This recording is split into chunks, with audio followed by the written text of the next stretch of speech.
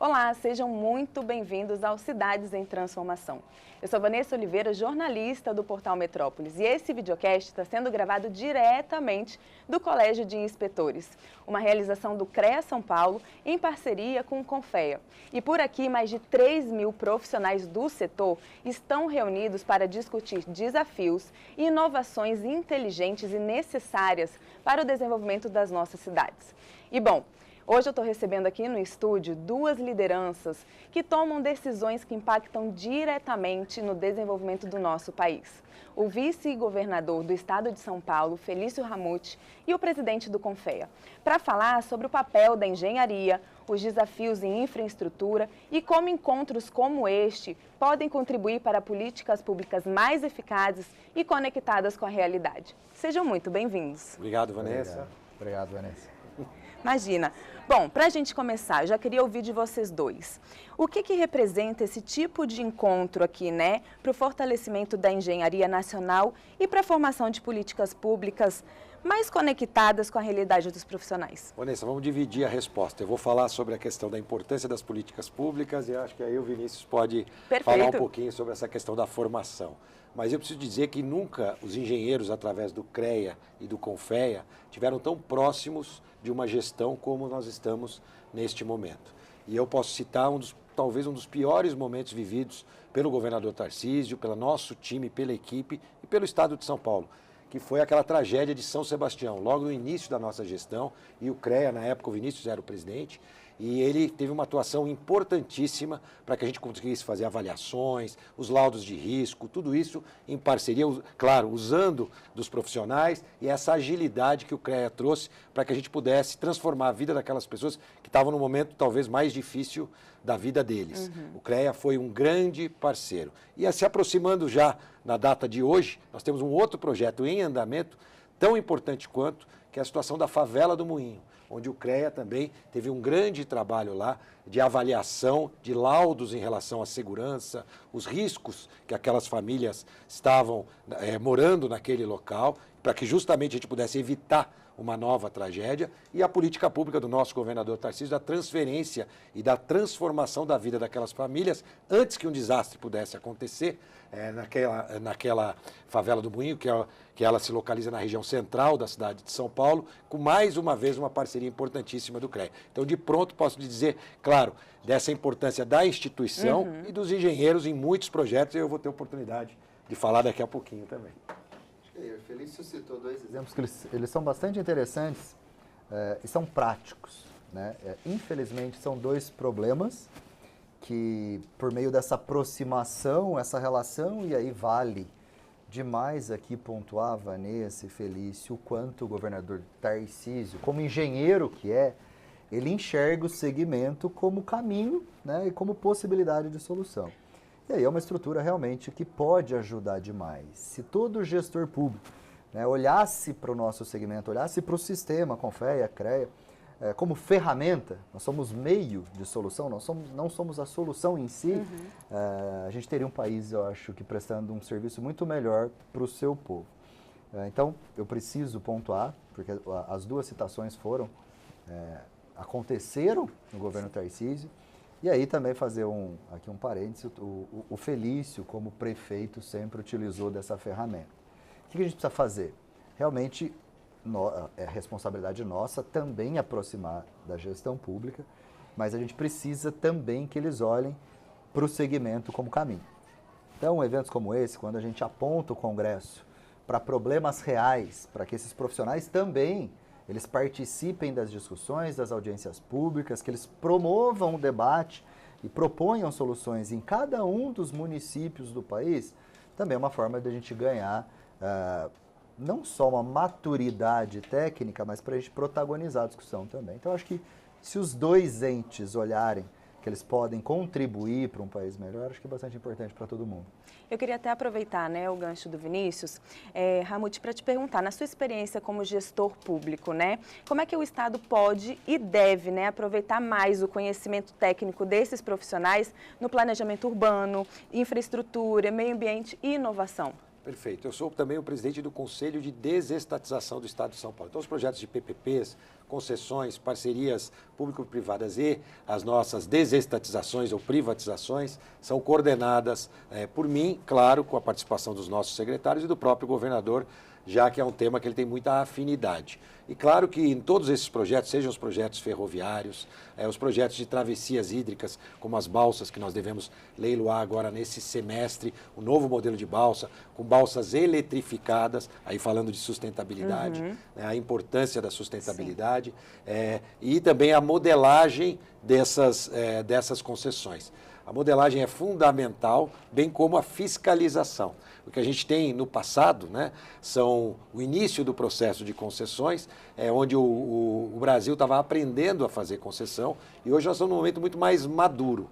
E é claro que em todos esses nossos projetos, sejam os projetos voltados à área ambiental, à área de infraestrutura, são projetos que têm a grande maioria de horas trabalhadas de engenheiros dedicados a esses projetos. Então, nesta agenda, por exemplo, que nós temos nos próximos 6 meses, nós estamos falando de ferrovia, como a volta dos trens de passageiro para São Paulo, Sorocaba, o projeto que eu te disse das novas travessias, o novo centro administrativo do estado de São Paulo, que fica ali na Praça Princesa Isabel, no centro da cidade, revitalizando o centro e unindo 22 mil servidores que estão espalhados hoje em 60 prédios. Então, um grande trabalho de modelagem, não só do ponto de vista econômico do contrato, mas também de trabalho de engenharia e depois esse trabalho de fiscalização da nossa Artesp, que hoje tem uma grande responsabilidade, junto com a Arcesp, 2 agências também do Estado, onde a gente investiu muito para poder garantir que esses profissionais, a grande maioria deles engenheiros, não porque eu estou aqui, né,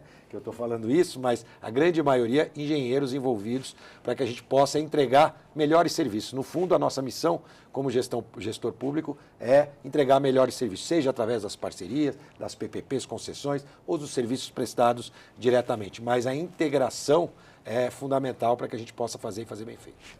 E Vinícius, muito se fala que a engenharia é frequentemente chamada da espinha dorsal do desenvolvimento, né? E é justamente isso que a gente está falando aqui agora. Na prática, assim, qual que é a importância do papel do Confea nessa ponte entre os profissionais ali da base e o poder público, né? Como que transforma as demandas desses engenheiros lá da base em políticas públicas mais eficientes e conectadas com a realidade do país? Acho que o Felício citou aqui algumas do Estado de São Paulo, são importantíssimas, são políticas públicas de Estado e não de governo. Foi citado na fala dele, o Tarcísio fala muito a respeito de projetos que serão iniciados, mas serão entregues depois do fim do mandato, com certeza, né? E a gente precisa entender que para as políticas públicas de Estado elas acontecerem, primeiro, a gente precisa ter uma população que enxergue isso como valor, né, e não aquele imediatismo e não discursos que não resolvem realmente o problema das pessoas. Então, qual que é o papel nosso como sistema? Primeiro, iluminar os problemas do país e mostrar e ajudar, né, nesse debate e mostrar que se a gente não abraçar esses problemas de maneira conjunta, dificilmente quem tem a responsabilidade vai apontar a política pública para aqueles problemas. Então, isso não vai acontecer. E aí tem um fator interessante, a gente teve um problema no Rio Grande do Sul, eu também posso compartilhar isso como sistema, foi uma tragédia, né? Tem uma discussão ampla em cima da tragédia, mas curiosamente 70% dos prefeitos que estavam em reeleição e teve suas cidades atingidas, eles não foram reeleitos. Ou seja, isso é um sinal claro que a população não vai aceitar mais a não entrega do serviço, e não importa de quem é a culpa. Né? O gestor ele tem que assumir essa responsabilidade. Só que aí eu trago aqui uma informação que é bastante importante, isso vale para todo mundo, a gente vem batendo nessa tecla há muito tempo. O país está perdendo a capacidade de formação de profissionais. A gente, de 2015 para 2023, né, que esse intervalo medido, a gente perdeu aí cerca de 30% dos estudantes de engenharia.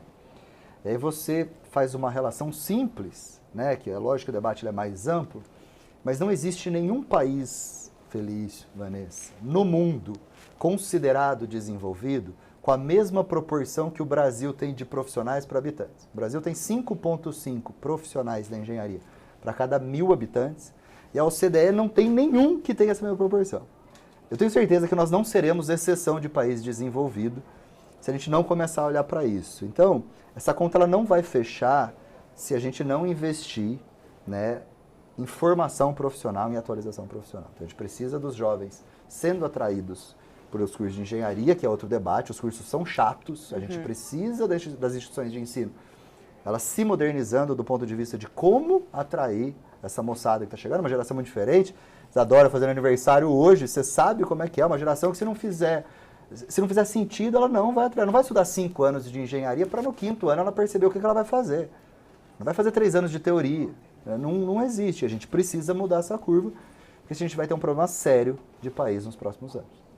E por falar em próximos anos, que tipo de inovação tecnológica vocês acreditam que terá mais impacto na transformação das cidades, né? O que vocês acreditam que a gente vai ter, não digo nem pelas próximas décadas, que eu acho que é muito ainda, eu acho que isso vai ser muito antes. Que tipo de tecnologia vocês acreditam que vai se destacar? Eu quero de pronto falar de uma que já é presente, que é a construção industrializada.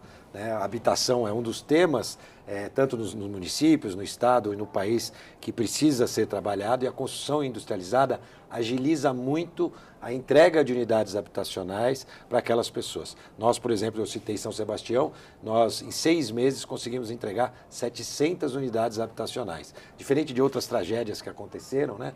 E às vezes anos e anos se passam e a gente não tem uma solução efetiva para aquelas pessoas que foram afetadas. Mas nós contratamos agora 15 mil unidades habitacionais com construção industrializada. Então já é uma tecnologia nova. É claro que sempre a gente vai ter aí que vencer barreiras e obstáculos, né? Do desconhecimento até de quem recebe. Então, por cada cidadão que recebeu aquele apartamento, tem que ter um treinamento para entender como é que ele pode colocar uma bucha na parede, né? Mas todos estão muito satisfeitos hoje, posso te dizer. E depois, claro, não posso deixar de dizer, até porque eu venho da área de tecnologia, eu fui programador, não vou dizer garoto de programa, né? Mas fui programador.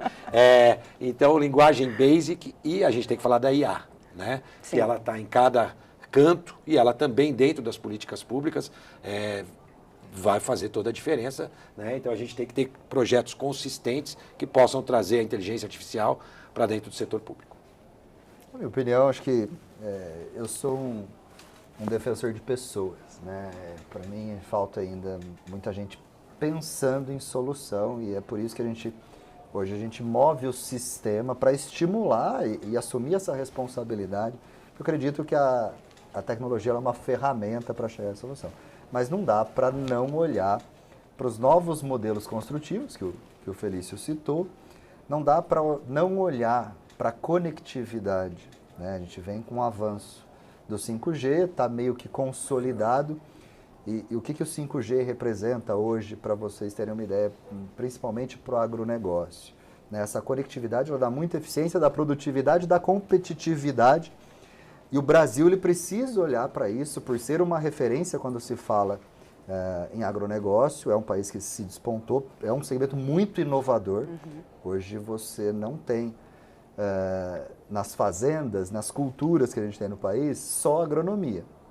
Então, assim, para compartilhar a diferença, eu tenho 40 anos de idade. Quando eu tinha 3, 4 anos, você passava numa obra, era um tipo de construção. Com algumas exceções pontuais, você passa na obra, você vê a mesma coisa. Eu sou do interior de São Paulo, se você visitou qualquer fazenda, qualquer coisa com 3 anos de idade e agora, mudou totalmente. E aí o resultado você percebe economicamente a diferença. E aí se a gente não olhar para a tecnologia, para a conectividade, países que estão à frente, que têm mais profissionais na engenharia, eles vão se tornar mais competitivos e mais eficientes, e vão tomar espaço no mundo, nesse comércio global que tem, e o Brasil vai perder. E a gente está falando de um segmento que representa 30% da nossa balança comercial, do nosso PIB. Né? Então esse é um ponto de alerta também, a gente precisa apontar para ali, porque senão a gente vai ter problema. A inteligência artificial, ela vai mudar a forma das pessoas realmente produzirem. Né? Então se a gente souber olhar para isso aí de uma forma ampla, eu apontaria esses pontos. Agora não precisava mentir a idade também. Eu tenho. Não tenho cabelo branco. A gente falou aqui de futuro relacionado às tecnologias, conectividade. E agora eu queria, para a gente que está fechando a nossa entrevista, que vocês falassem um pouquinho do futuro, como vocês enxergam o papel da engenharia brasileira aí pelos próximos anos, né? Quais os grandes desafios e também as grandes oportunidades? Bacana. Eu acredito muito que é uma profissão, por tudo que a gente conversou aqui, que ela vai ser olhada como uma ferramenta muito importante para desenvolvimento de país. O nível de informação hoje ele é tão interessante, a velocidade, e essa nova geração ela não vai aceitar mais a não entrega do bom serviço. E aí você não tem para onde correr, né? E aí os exemplos no mundo são interessantes, como eu disse. Você pega Japão, 25 engenheiros para cada 1.000 habitantes. Você pega Estados Unidos, 25 engenheiros. A China, num processo de evolução, quando se fala em números, muito interessante. Só fazer aqui contar uma história rápida. Né? Eu tive com um chinês que é responsável por uma área, você está falando de um país que tem 1,4 bilhão de pessoas, mas por uma área e responsável pela formação de engenheiros, né? Trazer engenheiros para o mercado. E quando eu falei que São Paulo tinha 350 mil engenheiros, eu falei assim, ó, compro todos. Tipo, eu comentei que eu tinha sido presidente da São Paulo, porque ele falou que se ele não bater as metas anuais de formação, ele sai do cargo, simples assim, que lá ele seja de uma maneira muito clara que sem esse material humano, eles não vão conseguir fazer o que eles precisam fazer e o PIB não vai acompanhar o que eles precisam. Né? A China hoje ela investe em infraestrutura no mundo inteiro, não só na China.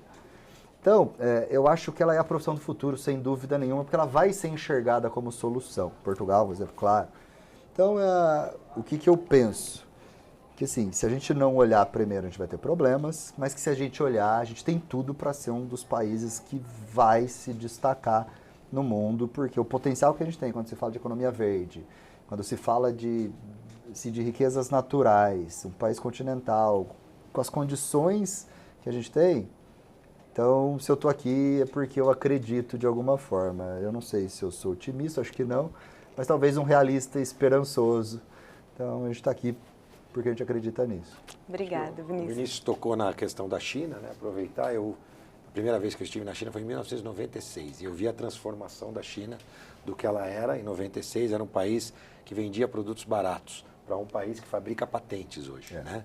Acho que talvez seja o país do mundo que mais registra patentes mundiais hoje, por esforço também na educação e na formação de engenheiros. Acho que os desafios são gigantes, mas o que me deixa tranquilo em relação a esses desafios no Brasil e no estado de São Paulo é que a gente tem dois grandes profissionais, o Vinícius à frente do Confea, a Lígia à frente do CREA, que tenho certeza que estão fazendo ações hoje, olhando para o futuro e com o objetivo de vencer esses obstáculos. Eu também sou um otimista, né, Vinícius? E tenho certeza que quando a gente tem jovens, né, imbuídos e com esse objetivo de construir cidades, estado e um país melhor, a gente vai chegar lá na frente muito melhor do que a gente é hoje. Então, os desafios são gigantes para a engenharia, de atrair novos engenheiros, de fazer, como ele disse, que os cursos estejam mais próximos do dia a dia das pessoas, e congressos como esse, porque às vezes, a gente também às vezes tem profissionais já formados e que não tem esse olhar, por exemplo, para as cidades, né?